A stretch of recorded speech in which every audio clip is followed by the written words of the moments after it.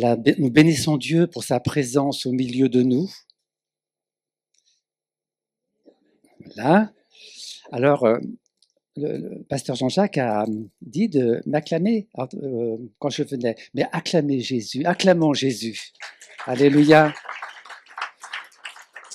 Nous voulons l'acclamer en premier parce que c'est lui qui remplit tout en tout. Ce matin, dans les chants, nous avons honoré le nom de Jésus, la personne de Jésus, et nous avons ô combien raison de le faire et de l'élever bien haut dans nos cœurs et dans nos vies, dans tout ce que nous sommes. Le centre, ça doit être Jésus. Et ce sera le thème de mon message ce matin. Je l'ai intitulé « Où en est ma relation avec Jésus ?» C'est un bon thème ? Où en est ma relation avec Jésus?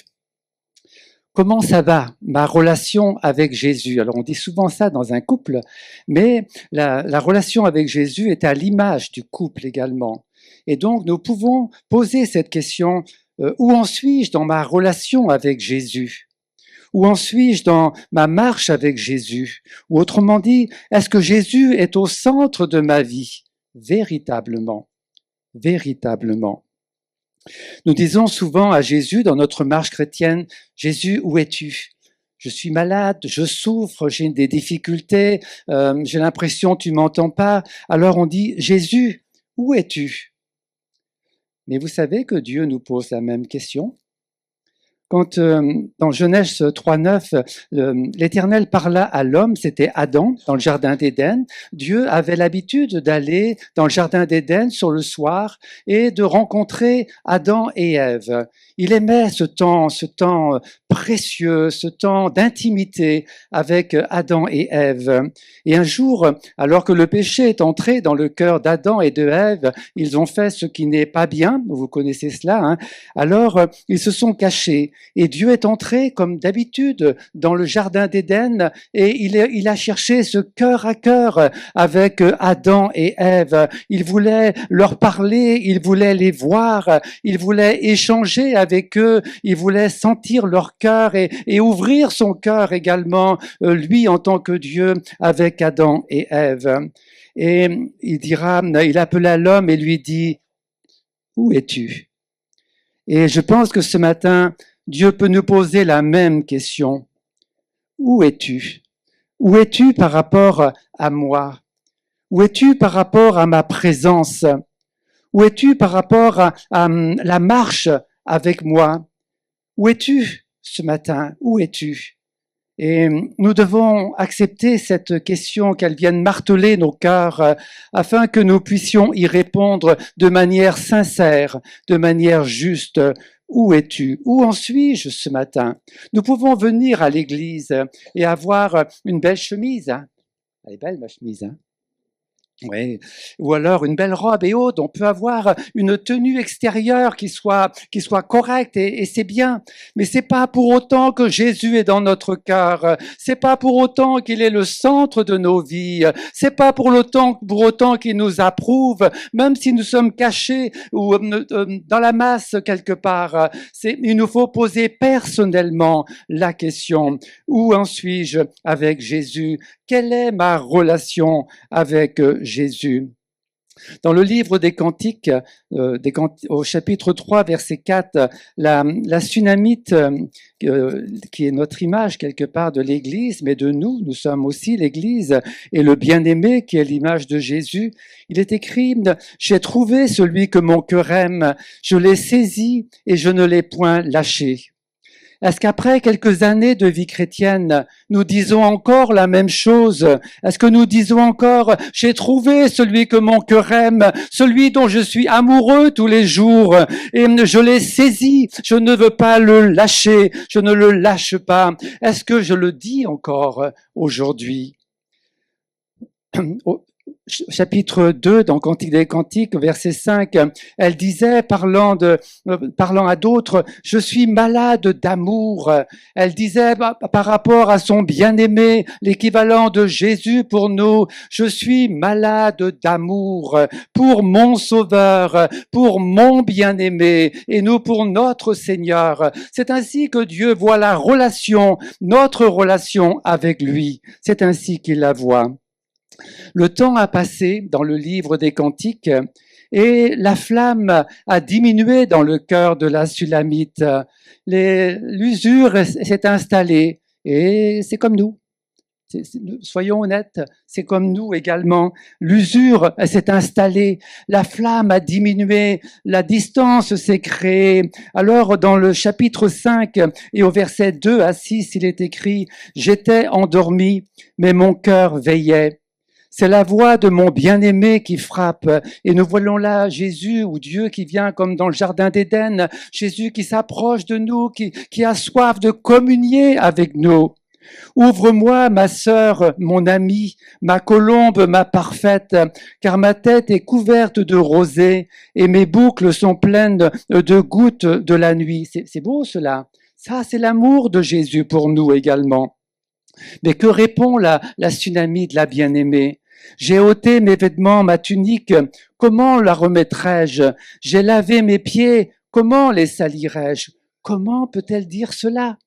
Son bien-aimé est là et elle ne mettra même pas un vêtement pour venir lui ouvrir et puis elle ne va pas poser ses pieds sur le sol parce qu'elle veut pas les salir. C'est imagé, bien sûr. Mais comment peut-on en arriver là alors qu'avant on a lu cet amour extraordinaire qui était dans son cœur pour son bien-aimé, comme le nôtre pour notre Sauveur.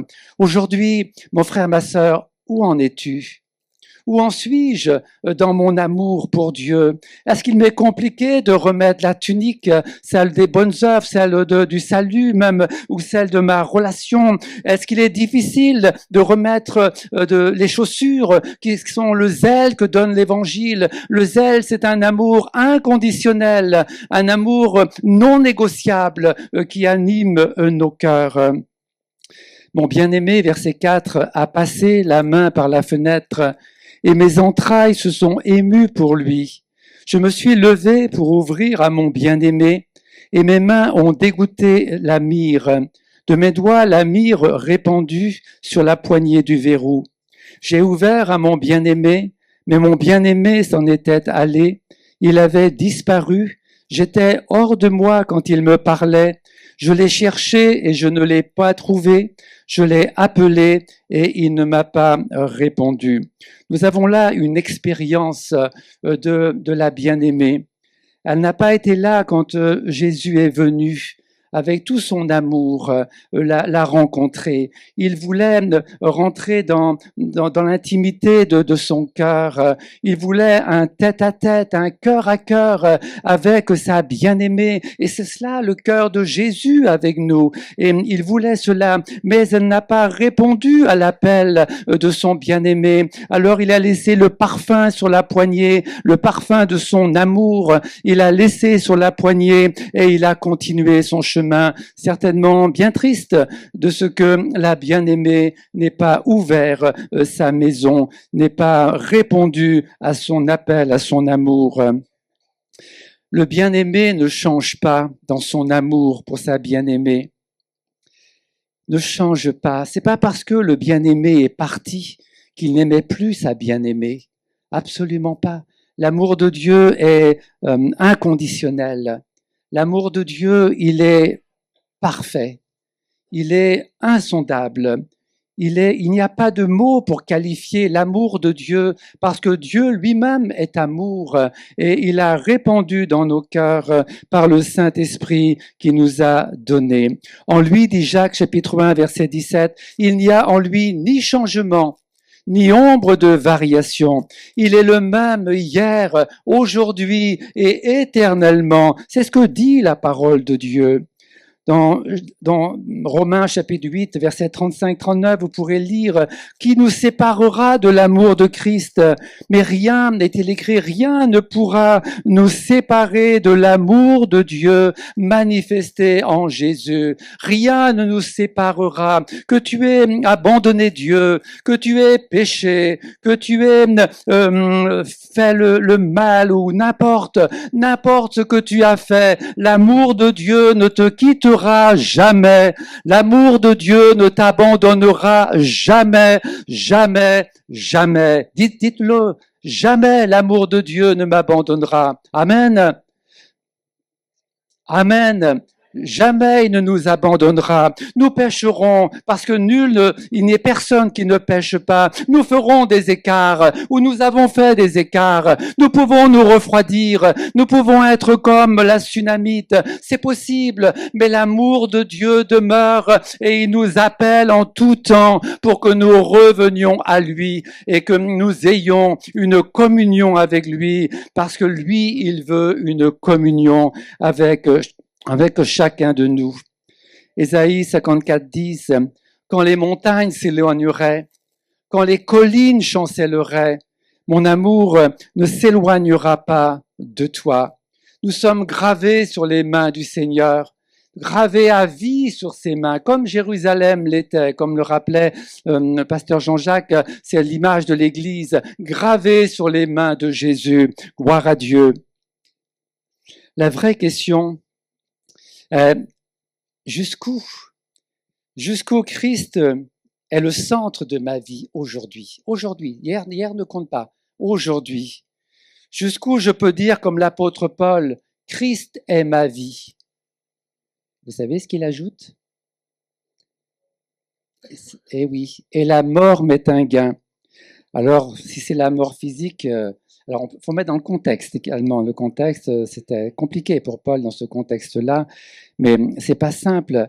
Mais ne serait-ce que déjà la mort à nous-mêmes, la mort à notre vieille nature, à nos vieilles habitudes, à notre orgueil, à notre chair qui revendique avec sa jalousie, bref, plein de choses que nous connaissons à travers l'Écriture. La Christ est ma vie, ou notre version dit, pour moi vivre, c'est Christ, et la mort m'est un gain. Nous chantons de beaux cantiques, nous chantions de beaux cantiques. Jusqu'au bout, je veux te suivre. Il ne faut pas que le bout soit trop loin. Dans les bons, les mauvais jours, facile à dire, n'est-ce pas? Facile à chanter. À toi pour mourir et pour vivre. À toi, Jésus, pour toujours. Ça, ce sont les paroles de la Sulamite, de la bien-aimée, quand elle était dans la bonne phase. Mais dans la deuxième phase qu'on a vue, je ne suis pas sûr qu'elle pouvait chanter et vivre ces paroles. Mais nous, pouvons-nous le faire aujourd'hui? Pouvons-nous dire que, ok, je suis dans la ligne, Jésus est tout pour moi, je veux le suivre jusqu'au bout. Dans les bons, les mauvais jours, je ne lâcherai jamais avec ta grâce. À toi pour mourir ou pour vivre, même si demain il y a la persécution, même si demain il est impossible de proclamer ton nom, ou je peux être poursuivi à cause de ma foi. À toi, Jésus, pour toujours, pour vivre ou pour mourir, je ne te lâcherai pas, je ne te délaisserai pas non plus, parce que toi, tu ne me lâcheras jamais et tu ne me délaisseras jamais. Seigneur, secours-nous afin que nous puissions vivre cette dimension de relation avec Jésus-Christ. Quelle est ma relation avec Jésus? Quelle place a-t-il dans mon cœur aujourd'hui, dans mes projets, dans mes journées? Est-ce qu'il est résident permanent dans mon cœur? Ou est-ce qu'il est résident temporaire dans mon cœur? Quand j'ai besoin de lui, je tire sur la sonnette et il vient à mon secours parce qu'il est amour. Il vient encore à mon secours. Mais Dieu ne veut pas de cette relation-là. Il ne veut pas du tout de cette relation-là. Il ne nous a jamais sauvés ni créés pour ce type de relation. Il nous a créés comme pour ses disciples. Il disait qu'il les a il les a appelés pour qu'ils soient constamment avec lui. Et il nous a sauvés également pour que nous soyons constamment avec lui. C'est le plan de Dieu pour chacun de nous. Est-ce que vous êtes d'accord avec cela? Amen, gloire à Dieu. Dans Matthieu 13, 45, 46, nous avons l'exemple de ce qu'a été et ce que doit être Jésus pour nous. Le royaume des cieux est encore semblable à un trésor caché dans un champ. L'homme qui l'a trouvé le cache et dans sa joie, il va vendre tout ce qu'il a et il achète ce champ. Le royaume des cieux est encore semblable à un marchand qui cherche de belles perles. Il a trouvé une perle de grand prix. Il est allé vendre tout ce qu'il avait et il a acheté. Cela ne vous fait-il pas penser le jour où vous avez rencontré Jésus, à moins que vous ne l'ayez pas encore rencontré ou que vous ne l'ayez jamais rencontré.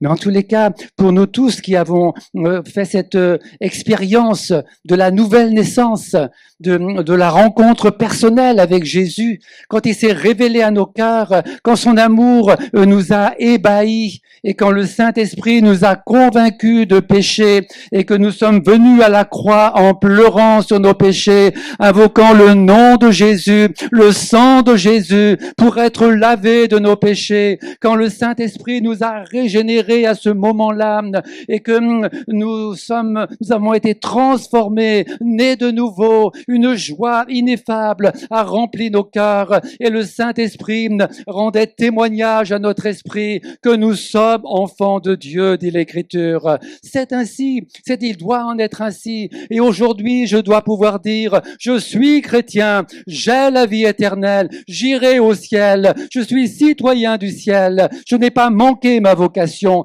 je n'ai pas raté ma route, celle que Dieu m'a tracée.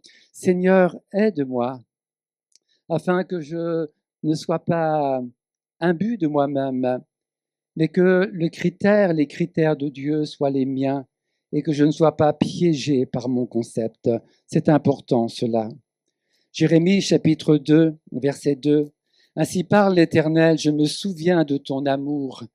Lorsque tu étais jeune ou jeune converti, si tu veux, de ton affection lorsque tu étais fiancé, quand tu me suivais au désert dans une terre inculte.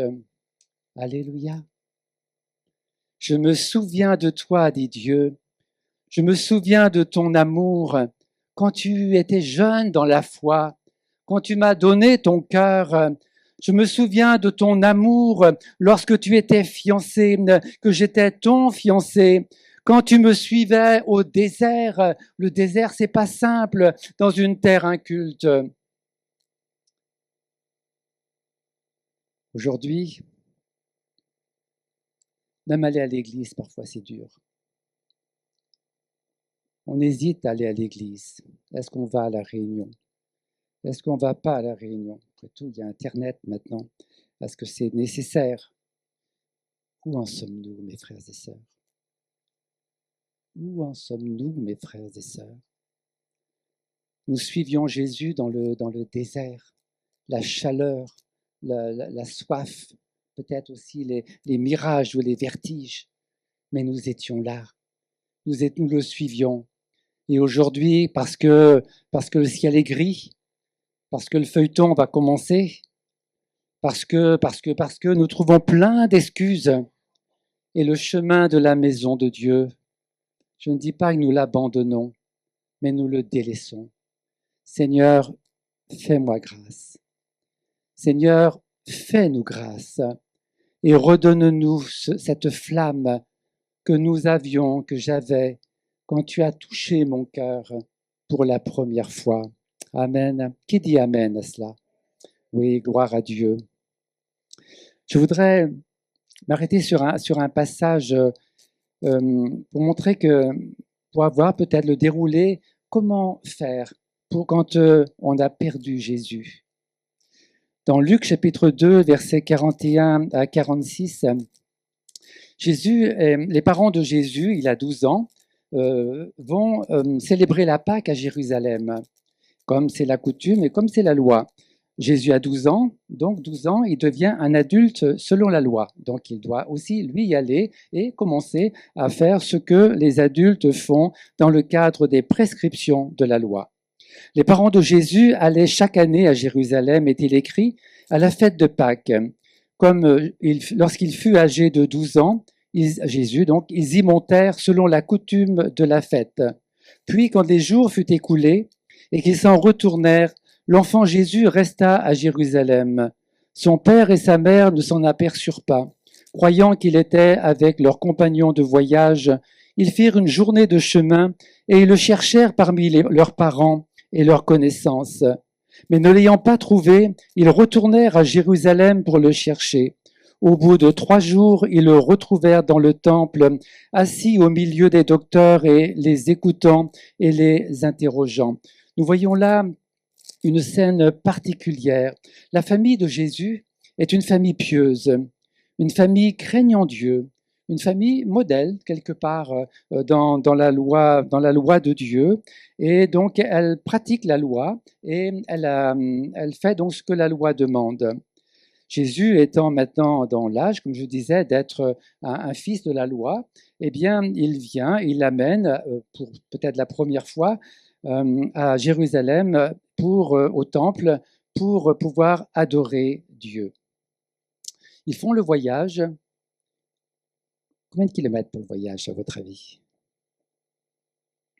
10, 20, 30? Ils étaient de Nazareth, plus de 100 kilomètres. Entre Nazareth et Jérusalem, il y a plus de 100 kilomètres. Et donc, ils ont fait le voyage à pied et à dos d'âne. Ça aussi, ça nous pose question, n'est-ce pas? Soyons sincères, ça nous pose question. C'est la joie dans Jérusalem. C'est la fête, la Pâque est offerte une semaine après de réjouissance dans la ville. Et au bout de la semaine, eh bien, il faut rentrer à la maison. Il faut retourner à Nazareth. Alors, dans cette joie, dans cette euphorie, quelque part, on prépare les bagages, on se regroupe en famille, en amis, en compagnie, en caravane, et on repart vers Nazareth. Ils vont marcher une journée, toute une journée. Puis arrivé le soir, ils vont se demander, mais où est Jésus? Où est notre Fils? Il n'est pas là. Peut-on être chrétien et perdre Jésus? Eh bien oui, on peut être chrétien, je ne parle pas du salut, mais je parle de perdre Jésus. On peut le perdre. On peut le perdre par négligence. Ils étaient en famille, tout allait bien, voilà, on ne s'est pas soucié. Par manque de vigilance, ils n'ont pas veillé à s'assurer que Jésus était avec eux. Pris dans leurs occupations, pris dans plein de choses, attention à nos occupations, attention au travail, même au service de Dieu. Quand ces choses prennent la place de notre communion avec Jésus, quand nous sommes pris par plein de choses à la maison, dans le travail ou même à l'église, et que cela nous cache Jésus, nous sommes dans l'erreur, nous sommes à côté de la vérité et nous exposons nos vies. Parce que rien ne doit voiler notre communion avec Jésus. Rien ne doit le faire. Sinon, nous pouvons faire des œuvres. Puis un jour, Jésus nous dira, mais je ne vous connais pas. Vous savez, c'est écrit dans l'Écriture. Nous avons fait ceci, nous avons fait cela, mais je ne vous connais pas, dira Jésus à ces personnes qui se réclamaient de lui. Il y a aussi l'assoupissement spirituel. Nous avons l'exemple des vierges sages et des vierges folles. Elles avaient toutes pris des vases, mais la moitié n'avait pas rempli le vase. Et alors, elles sont venues sans réserve quelque part, et bien sûr, vous connaissez la suite. Elles se sont assoupies, et quand l'époux est arrivé, bien, c'est trop tard. La porte était fermée, elles n'avaient pas fait ce qu'il fallait avant. Attention au refroidissement dans mon amour pour Jésus. Regardez l'église d'Éphèse. Elle a fait, je connais tes œuvres, je connais, mais ce que j'ai contre toi, c'est que tu as abandonné ton premier amour. Ton amour de jeunesse, tu l'as abandonné. Ressaisis-toi et puis repens-toi et reviens, dit Jésus à cette église d'Éphèse. Attention également à l'amour du monde. Attention de reléguer la présence de Dieu en dehors de nous et de mettre autre chose comme une idole. Attention de ne pas abandonner le lieu de la prière, le lieu secret de la prière. Quand nous l'abandonnons, nous nous écartons de Jésus. Attention à l'apathie pour la parole de Dieu. Et on la lit de moins en moins, on l'aime de moins en moins et elle prend la poussière au fil du temps. Attention à cela. Attention à l'apathie par rapport à la maison de Dieu, au fait de venir dans la maison de Dieu. C'est là que Dieu envoie la bénédiction. La vie, est-il écrit, pour l'éternité. Attention à notre éloignement progressif. Attention de perdre de vue Jésus. Prenons garde, interrogeons-nous et faisons le nécessaire si cela est bien sûr nécessaire. Dans le déroulé de nos vies, nous ne sommes pas à l'abri de ces choses, je le redis. Personne, que celui qui est debout, prenne garde de tomber. Quand Jésus n'est plus au centre de nos vies, de nos occupations, de nos projets, de notre amour, nous sommes en danger. Nous sommes en danger de sclérose et nous sommes en danger de mort cérébrale. C'est important cela. Quand Jésus n'est plus au centre de nos vies, de notre amour, de notre relation, nous nous exposons à une mort cérébrale. Et dans ce cas-là, nous viendrons à l'église, ce sera un corps assis sur une chaise, mais c'est tout, jusqu'à ce qu'il y ait une résurrection, entre guillemets. Marie et Joseph vont avoir une prise de conscience. Alléluia. Ils ne vont pas rester au bout d'un jour. Le soir, ils arrivent en soirée quand la lumière commence à s'estompe. Il n'y a pas Jésus. Panique à bord. Il y a de l'effervescence partout. On cherche Jésus parmi la famille, partout. Pas de Jésus. Il n'est pas là. Et donc, ils vont faire ce qu'il faut faire. Ne l'ayant pas vu, ils vont faire demi-tour. Et ils vont retourner à l'endroit où ils ont perdu Jésus. Si aujourd'hui vous sentez qu'il y a un décalage dans votre vie, dans votre communion avec Jésus, et qu'il n'est pas au centre, qu'il n'est plus au centre, alors demandez à Dieu, où est-ce que vous vous êtes égaré ? Demandez-lui à quel endroit vous avez bifurqué. Et puis faites comme Marie et comme Joseph. Vous ne vous posez pas de questions. Vous vous levez et vous faites demi-tour pour retourner là où vous avez perdu Jésus. Là où vous avez perdu, nous avons perdu la communion avec lui. Et c'est là qu'il faut retourner et pour pouvoir le retrouver. Que Dieu nous aide en cela. Que Dieu nous aide à faire tout ce qu'il faut afin de pouvoir retrouver Jésus. Vous savez, on peut s'illusionner soi-même. J'ai lu une anecdote je crois que c'est la parole pour aujourd'hui. Je vais vous la lire. Alors, c'est pas notre église, vous verrez, mais ça parle. Un dimanche matin, un vieil homme entra dans une église huppée de centre-ville, vêtu de vieilles bottes usagées, une salopette sale et d'une chemise au col tout élimé. Et il sentait aussi mauvais que son air était minable. Certains membres de l'Église se sentirent gênés et envoyèrent un petit mot au pasteur pour lui demander de faire quelque chose. À la fin du culte, celui-ci alla saluer le nouveau venu et suggéra, avec le plus de tact possible, de prier Dieu qui lui indique comment il devait s'habiller pour venir à l'Église le dimanche suivant. La semaine suivante, son apparence ne s'était pas en rien améliorée. Le pasteur de nouveau le prit à part pour lui demander ce que Dieu lui avait dit concernant sa tenue vestimentaire dans l'église. Le vieil homme répondit doucement, « Eh bien, que vous le croyiez ou non, j'en ai parlé avec le Seigneur, et il m'a répondu qu'il ne savait pas comment on devait s'habiller pour venir dans cette église, parce qu'il n'y avait jamais été lui-même. » Ça parle cela. On peut s'illusionner soi-même. On peut être dans l'erreur et se convaincre que Jésus est avec nous, mais il n'est pas là.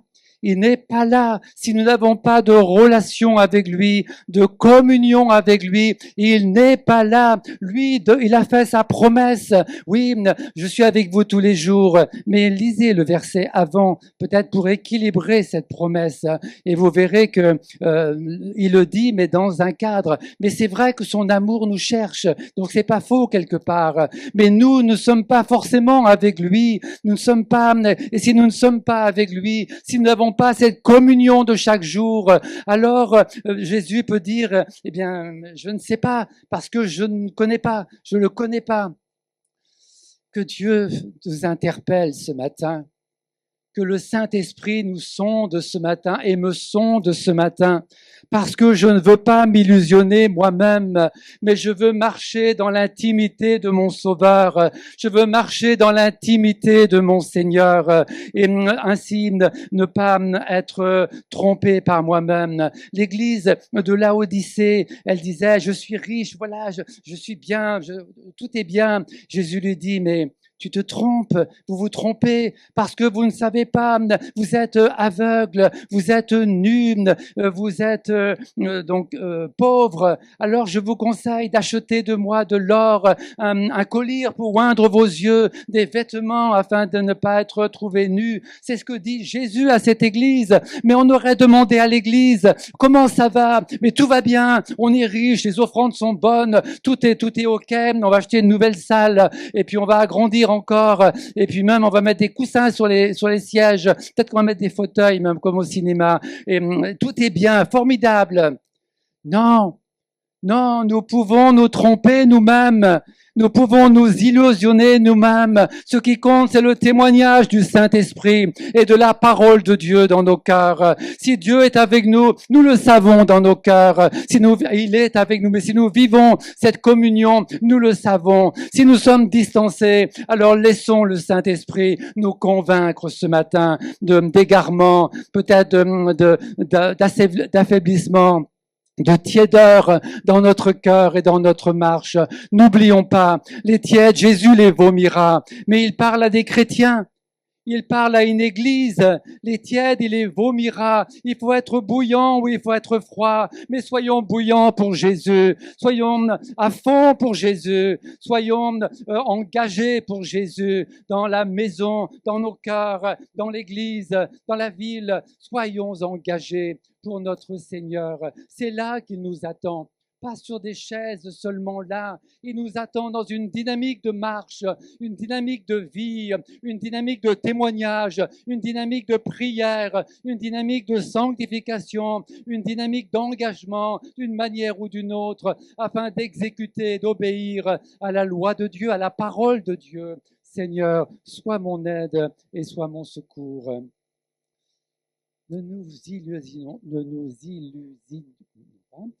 Il y avait dans une église un couple, et le mari n'était, enfin, un couple, la femme était convertie, le mari ne l'était pas. Et par contre, il était tolérant, et sa femme lui disait chaque fois qu'il y avait une réunion, veux-tu venir avec moi? Il disait non, non, non, va pour moi et pour toi.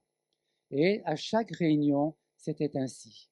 Les années ont passé, c'était toujours la même réponse. Et un jour, il a fait un rêve. Dans le rêve, il voyait, donc, il arrivait au ciel, et à l'entrée, il y avait Jésus. Il était avec sa femme. Il s'approche de la porte pour entrer. Et là, donc, la femme, Jésus l'a fait rentrer. Alors, c'est une anecdote aussi, hein, mais l'a fait rentrer. Et le mari, il arrive, tout content, pour rentrer. Et Jésus lui dit, non, elle est rentrée pour elle et pour toi. Et il est resté dehors. Soyons conséquents. On ne peut pas se réclamer de la foi de nos parents, de notre mari ou de notre femme pour aller au ciel. Il faut que nous ayons notre relation personnelle avec Jésus. Et si Jésus n'est pas le centre de ma vie et que je crois que la belle église que nous sommes à la cote avec Jésus, ce qui est vrai, alors je pourrais aller au ciel avec tout le monde. Nous nous illusionnons. Si nous pensons comme ça, c'est dans l'erreur. C'est dans l'erreur. Ce n'est pas possible non plus. Quelqu'un a dit que Dieu a des enfants, mais il n'a pas de petits-enfants. Il faut que chacun puisse faire une expérience avec Jésus afin de pouvoir devenir enfant de Dieu, même s'il est petit enfant d'une famille.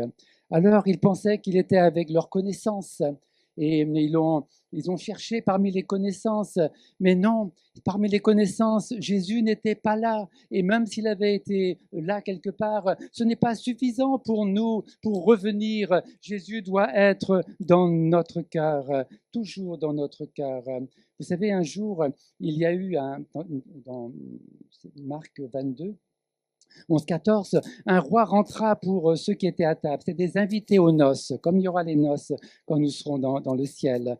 Et il aperçut là un homme qui n'avait pas revêtu un habit de noces. Il lui dit, mon ami, comment es-tu entré ici sans avoir un habit de noces? Cet homme eut la bouche fermée. Alors le roi dit au serviteur, liez-lui les pieds et les mains et jetez-le dans les ténèbres du dehors où il y aura des pleurs et des grincements de dents, car il y a beaucoup d'appelés et peu d'élus. C'est sérieux, mes frères et sœurs. C'est sérieux cela. On ne peut pas, il n'y a pas de passe-droit. Chacun pour notre part, nous sommes responsables de notre marche devant Dieu. Les parents veillent sur les enfants, ils en prennent soin, Dieu soit béni. Mais chacun est responsable pour nous-mêmes de notre vie chrétienne, de notre marche chrétienne. Nous nous épaulons les uns les autres, nous prenons soin les uns des autres. Il y a la prédication dans l'Église, il y a plein de choses. Cela est bon, mais nous sommes responsables chacun pour notre part. Que Dieu nous aide. Mais voici, ils ont eu la bonne réaction. Ils ont laissé la famille, ils ont laissé les amis et ils sont allés chercher Jésus. Ils se sont ressaisis. Vous savez, ils sont partis un jour, donc ils ont mis un jour pour revenir, mais ils mettront 3 jours pour retrouver Jésus dans la ville. 3 jours, ils vont le chercher. 3 jours d'angoisse, 3 jours de pleurs, 3 jours de supplication devant Dieu, 3 jours difficiles pour eux. Et 3 jours, ça nous fait penser au temps de la mort et la résurrection de Jésus. Ils vont le retrouver comme une résurrection quand ils vont se repentir, quand ils vont demander pardon à Dieu de l'avoir laissé, de ne pas avoir veillé. Ils vont demander pardon à Dieu et Dieu permettra bien sûr qu'ils retrouvent Jésus. Est-ce qu'aujourd'hui, alors que le Saint-Esprit peut-être pointe dans ton cœur les écarts qui sont les tiens, la faiblesse, la tiédeur, voire le péché qui est dans le cœur, est-ce que nous pouvons avoir cette même état de cœur de repentance, de demander pardon à Dieu, de le crier à lui, afin qu'il nous redonne Jésus, qu'on puisse retrouver Jésus, retrouver la communion avec Jésus, retrouver l'intimité avec Jésus, à nouveau qu'il règne dans nos cœurs, qu'il règne dans nos vies, qu'il soit le maître, le berger et l'ami de nos cœurs, tout à nouveau. Seigneur, aide-moi, aide-nous, n'est-ce pas? Amen. Oui, amen. Secours-nous. Vous savez, c'est important cela. C'est extrêmement important parce que si nous ne le faisons pas, nous nous égarons. Ça ne veut pas dire qu'on sera perdu en finale, mais nul ne sait quand il mourra. Mais nous nous égarons, nous perdons du temps et nous perdons aussi le temps des autres. Il faut une démarche de repentance, une démarche de conviction de l'Esprit de Dieu et un retour à Dieu. Quand ils vont trouver Jésus, Jésus ne leur fera aucun reproche. Il est celui qui va simplement leur dire, mais pourquoi me cherchez-vous? Il faut que je m'occupe des affaires de mon Père. Il ne leur fera pas de reproches, parce que Jésus, ce n'est pas cela. L'Esprit nous convainc d'erreurs, de péchés, d'égarements. Mais quand nous sommes convaincus, l'amour de Dieu revient, et puis il ne va pas nous faire, je sais pas, 300 lignes ou bien une punition. Pas du tout. Il nous accueille favorablement, il nous reçoit favorablement, parce qu'il n'attendait qu'une chose, c'est que nous revenions à lui, c'est que nous le replacions au centre de nos vies et que nous renouions avec notre communion avec lui. Seigneur, merci. Merci Seigneur, parce que ce matin, tu es là et tu es mon aide. Ce matin encore, Jésus me dit, je me tiens à la porte et je frappe, Apocalypse 3:20. Et si quelqu'un entend ma voix et ouvre la porte, j'entrerai chez lui et je souperai avec lui et lui avec moi. Dieu visitait Adam et Ève chaque soir et là, il veut souper avec nous à nouveau. Si tu entends sa voix, si tu ne fermes pas ton cœur, si tu es suffisamment humble pour reconnaître que tu as perdu du terrain, que tu t'es laissé distancer, alors Jésus t'appelle ce matin. il t'appelle à revenir, il t'appelle à retourner à lui et à reprendre, à repositionner les choses. Il est ce matin, nous pouvons être comme les disciples d'Emmaüs. Nous marchons là, mais Jésus est là. Eux ne le voyaient pas. Ils étaient tristes, c'était compliqué parce que Jésus était mort, donc ils ne comprenaient plus rien. Mais Jésus a cheminé avec eux. Il a parlé avec leur cœur. Il a échangé avec eux. Et à la fin, ils diront, mais nos cœurs ne brûlaient-ils pas au-dedans de nous quand il nous expliquait les Écritures? Je voudrais que ce matin, nos cœurs, vos cœurs, brûlent au-devant de vous face à la parole de Dieu, afin qu'elle ne reste pas sans effet, mais qu'elle vous conduise, si nécessaire, au calvaire, si nécessaire, à un retour à Dieu, afin de renouer cette beauté de relation que Dieu veut pour chacun de nous. Seigneur, viens à mon secours ce matin. Sois mon aide ce matin. Nous voyons les disciples également qui, après la mort de Jésus, donc ils l'ont perdu de vue quelque part. Alors Pierre dit aux disciples, je vais aller pêcher. Et 6 ou 7 des disciples l'ont suivi et ils sont allés pêcher, tristes, abattus, ne sachant plus quoi faire. Alors on retourne à ce qui était ancien. Et là, ils ont pêché toute la nuit sans rien prendre de l'Écriture. Et quand le matin arrive et qu'ils se rapprochent du rivage, ils voient un homme sur le rivage. Et ils voient aussi une fumée qui monte du bord de la plage. Et il y a là un feu pour les réchauffer. Il y a là aussi des braises avec du poisson cuit et qui est là sur les braises pour ses disciples. Et c'est Jésus qui est là. Et il leur dit, enfants, vous n'avez rien à manger. Il aurait pu dire autre chose. Qu'est-ce que vous faites là? Enfin bref, il aurait pu, enfants, mes enfants, vous n'avez rien à manger. Ils leur ont dit, non Seigneur, nous n'avons rien à manger. Alors, avant qu'ils ne viennent, il leur a dit, jetez le filet du côté droit. Et là, ils ont jeté le filet et il y a eu une moisson, une pêche miraculeuse. Ils sont venus et ils ont partagé avec Jésus. Peut-être que tu as repris la barque et puis tu t'es écarté de Jésus. Tu mènes ta vie, tu mènes ta barque, mais ce sera stérile. En finale, ce sera stérile. Tu n'auras pas de poisson dans tes filets parce que Dieu ne bénira pas cela. Mais le jour où tu reviendras à lui et que tu le reconnaîtras comme eux, ils l'ont reconnu, et alors tu viendras comme eux te jeter aux pieds de Jésus. Alors il te dira à nouveau, enfant, tu n'as rien à manger, mais voilà ce qu'il y a pour toi. Ceci est pour toi maintenant. Mangez, prenez des forces et puis jetez le filet du bon côté. Ma bénédiction sera avec vous. Ma bénédiction sera sur vous. Seigneur, sois mon aide et sois mon secours. Il nous faut éviter de perdre Jésus. Les parents de Jésus ont commis une erreur, plusieurs erreurs. Ne jetons pas la pierre. Nous commettons des erreurs par rapport à nos enfants. Nous commettons des erreurs par rapport à Jésus. C'est comme cela. Mais ne jetons pas la pierre, mais apprenons à garder nos yeux fixés sur Jésus. Ne laissons rien s'interposer entre lui et moi et nous. Quand notre chair vient, quand l'esprit du monde, quand le péché, quand la tentation, quand plein de choses viennent s'immiscer, ne lâchons pas.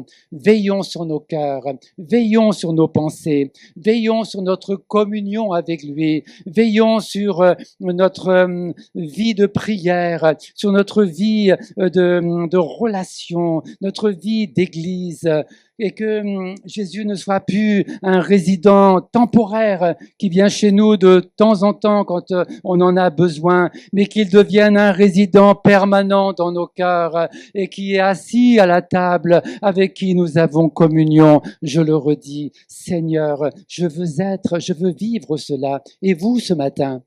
Amen. Oui, je veux vivre cela, cette dimension de vie. Et si nous le faisons, nous garderons sa parole. Et Jésus dit que si nous gardons sa parole, alors son Père nous aimera. Il viendra, lui et son Père, tous les deux, jusqu'à nous, et ils feront leur demeure en nous. Jean 14, 23. C'est écrit cela. Mon amour pour la parole est le baromètre de mon amour pour Jésus. Remettons la parole à l'honneur et l'obéissance à la parole à l'honneur, et ainsi les choses changeront. Corrigeons nos agendas, corrigeons ces choses et remettons les choses dans l'ordre. Ponctuons notre journée d'une vie de communion avec le Seigneur. Daniel, 3 fois par jour, il se tenait devant Dieu. Alors, je ne dis pas que cela, mais veillons à notre communion avec Jésus. Ne le laissons pas distancer, ne le laissons pas dormir quelque part loin de nous, alors qu'il veut communier avec nous. Ne voilons jamais la croix. Ne nous éloignons jamais de la croix. Demeurons à l'ombre de la croix. Et si nous sommes à l'ombre de la croix, nous serons gardés, nous serons protégés, nous serons vainqueurs. Et cette vie de la croix passera en nous et fera de nous des hommes et des femmes vainqueurs. Il nous faudra peut-être veiller sur nos fréquentations, sur nos amis et nous repositionner. Si des amis vous tirent vers le bas et empêchent la communion avec Jésus, éloignez-vous. Il faut s'éloigner. Donc, j'ai pas dit de ne pas les aimer, mais s'ils vous tirent par le bas, vous devez faire un choix parce que votre vie, c'est Jésus. Votre centre de vie, c'est Jésus. Que Dieu nous aide. Nous chantons, c'est ton sang qui purifie. C'est ton sang qui donne la vie. Soyons toujours en communion avec le sang précieux de Jésus qui nous lave de tout péché, dit la parole de Dieu. Veillons, prions. Nous avons un autre chant qui dit que nous chantions « Veille au matin, veille à midi, veille le soir, veille et prie toujours. » Que Dieu nous aide, que Dieu nous secourt ce matin, que Dieu fasse que nous retrouvions le centre, qu'il soit le centre de nos vies, que nous nous ressaisissions ce matin. Et si je dois demander pardon à Jésus parce que je l'ai détrôné, parce que je l'ai laissé de côté et que j'ai mené ma vie, je vous en conjure ce matin, ressaisissez-vous, ressaisissons-nous et remettons Jésus sur le trône de nos vies. Remettons-le à la première place et disons-lui que maintenant rien ne changera. Tout va rester. Vous savez, dans Cantique, je crois que c'est au chapitre 7, le bien-aimé cherche la bien-aimée et il dit « Reviens, reviens, Sunamite, reviens, reviens, que nous regardions. » Jésus, donc, il veut nous voir, avoir cette communion, et il nous dit, comme pour la Sunamite, la bien-aimée, reviens, reviens ce matin, reviens, bien-aimé, nous voulons, le Père, le Fils et le Saint-Esprit, te regarder, ta beauté spirituelle, la beauté de ton âme, avec nos imperfections, mais je veux que nous voulons te regarder, et ainsi réjouir nos cœurs par ta présence et cette intimité. Qui ce matin répondra à l'appel de Dieu? Qui ce matin acceptera de me faire corriger la trajectoire de sa vie?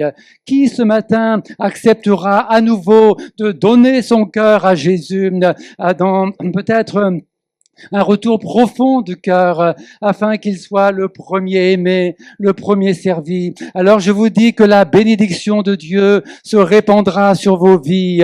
Je vous dis que la pêche miraculeuse aura lieu dans vos situations, dans vos besoins, parce que Jésus n'est pas le débiteur de ceux qui le délaissent, mais il est le rémunérateur de la foi et de ceux qui l'aiment, de ceux qui viennent à lui. Si nous voulons la bénédiction, venons à Jésus. Si nous voulons être secoureux, venons à Jésus et laissons-le à la bonne place, non seulement aujourd'hui, mais tous les jours. Tous les jours. Amen. Que Dieu nous aide, mes frères et sœurs. Que Dieu soit notre secours. Mais je vous en conjure, ne repartez pas comme vous êtes venus. Ne repartons pas comme nous sommes venus.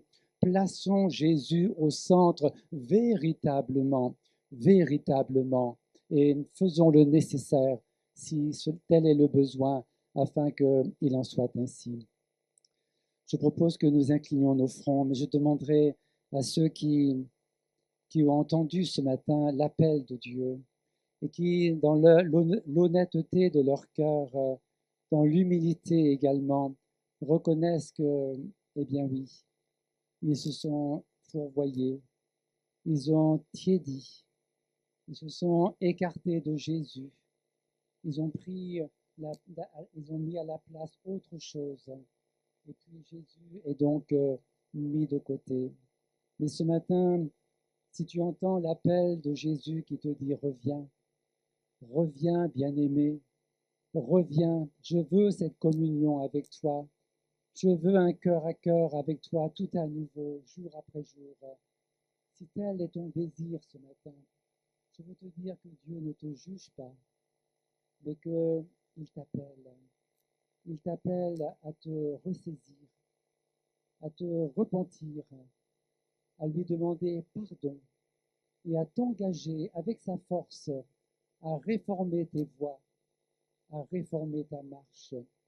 Il sera ton secours, il sera ton aide, sa force t'est assurée et tu seras plus que vainqueur. La joie de l'Éternel sera ta force et tu verras de belles choses parce que Dieu aime cela.